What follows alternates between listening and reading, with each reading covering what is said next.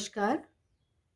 कलम की खनक साहित्य सृजन संस्था का बहुत बहुत आभार, जिन्होंने मुझे एक मौका दिया अपनी एक स्टोरी आप सबके सामने रखने का। मैं मुनमुन ढाली, रांची, झारखंड से। चलिए शुरुआत करते हैं। तो स्टोरी सुनाने से पहले मैं बस आपको ये बताना चाहती हूँ कि हमारे बंगाल में माता दुर्गा को बेटी मानते हैं।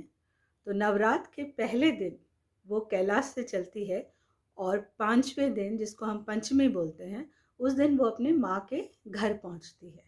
तो साल में एक बार शिव जी उनको मायके जाने की अनुमति देते हैं।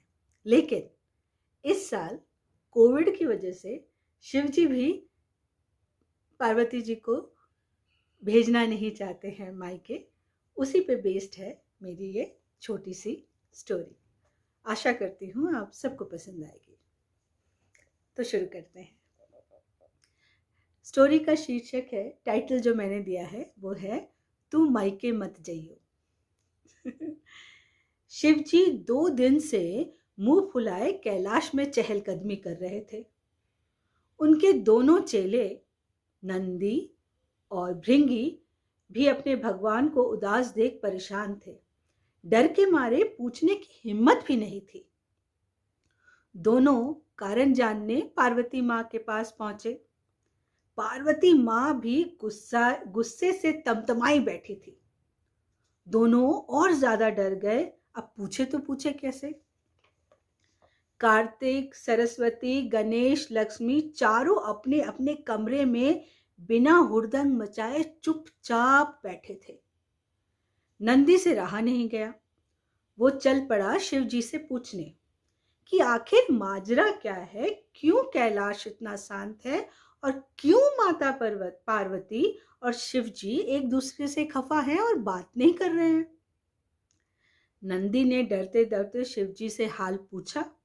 शिव जी बरस पड़े और बोले, तुम ही बताओ नंदी, क्या इस कोरोना काल में पार्वती का बच्चों संग मायके जाना उचित होगा? इस साल अगर मायके नहीं जाएगी तो कौन सी आफत आ जाएगी? कोई आफत आ जाएगी अगर वो इस साल मायके नहीं जाएगी तो। लेकिन पार्वती है कि मानती ही नहीं, जिद पकड़ के बैठी है कि बच्चों संग मायके जाएगी ही। जिद पकड़ के बैठी है कि बच्चों संग मायके जाएगी ही। अब तुम ही बताओ, इतने दिनों बाद घर जाएगी तो सब गले तो लगाएंगे, प्यार दुलार सब करेंगे, फिर सोशल डिस्टेंसिंग कहाँ रहेगा? घर पर बनी मिठाई, बाजार की मिठाई सब खिलाएंगे। हाइजीन नहीं हुआ तो बीमार नहीं पड़ेगी। गणेश को तो मिठाइयों का कितना शौक है। जिद कर बैठा तो कैसे संभालेगी भला? उसे तो मिठाई का बहुत शौक है। बाजार की मिठाई हो या घर की मिठाई हो, बस मिठाई होनी चाहिए। बच्चे भी नानी घर जाने को परेशान हैं। कैसे समझाऊं, कोरोना भारत में आफत मचाए हुए है। कहती है मास्क, सैनिटाइजर सब साथ ले जाएगी। इसके बावजूद रिश्तेदार तो आएंगे ना। मिलने कैसे रोकेगी उनको अपने से मिलने को? मानती ही नहीं, जिद कर बैठी है। अब कैसे समझाऊं, कुछ समझ नहीं आता। बीवी के जिद के आगे आदमी क्या, भगवान भी हार मान लेता है।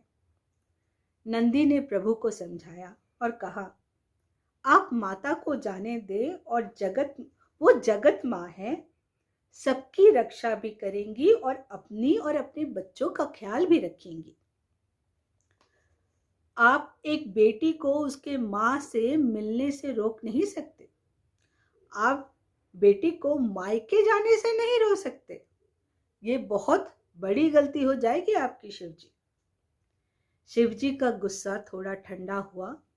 पार्वती के पास जाकर बोले, चलो मैं तुम्हारा सामान पैक कर देता हूँ, तुम्हारी मदद कर देता हूँ। मास्क, सैनिटाइजर साथ रखोगी और हो सके तो सोशल डिस्टेंसिंग का पालन करना। पार्वती चुपचाप खड़ी खड़ी मुस्कुरा रही थी और शिवजी की सारी बातें सुनकर सर हिला रही थी। और सुनो, ज़्यादा देर नहीं करना, घर जल्दी लौट आना, मुझे तुम सबकी चिंता रहेगी। खुशी खुशी लौट के आओ, फिर देखना इस बार तो चाइना में मेरा तांडव होगा, छोड़ूंगा नहीं मैं इस चाइना को। ये मेरी छोटी सी स्टोरी थी अबाउट शिव जी और पार्वती जी को लेकर कोविड के टाइम का उनका झगड़ा जहाँ शिव जी पार्वती जी को छोड़ना नहीं चाहते थे। सबको डर था, भगवान को क्यों ना हो। खैर भगवान ने कहा है कि वो चाइना को नहीं छोड़ेंगे। झगड़ा जहाँ शिव जी पार्वती जी को छोड़ना नहीं चाहते थे। सबको डर था, भगवान को क्यों ना हो। खैर भगवान ने कहा है कि वो चाइना को नहीं छोड़ेंगे। हो सकता है सब कुछ ठीक हो जाए। बहुत बहुत शुक्रिया आपका। बहुत अच्छा लगा मुझे अपनी ये छोटी सी स्टोरी आप लोगों को सुनाकर। उम्मीद है आप सबको बहुत पसंद आएगी। बहुत बहुत शुक्रिया। धन्यवाद। नमस्कार।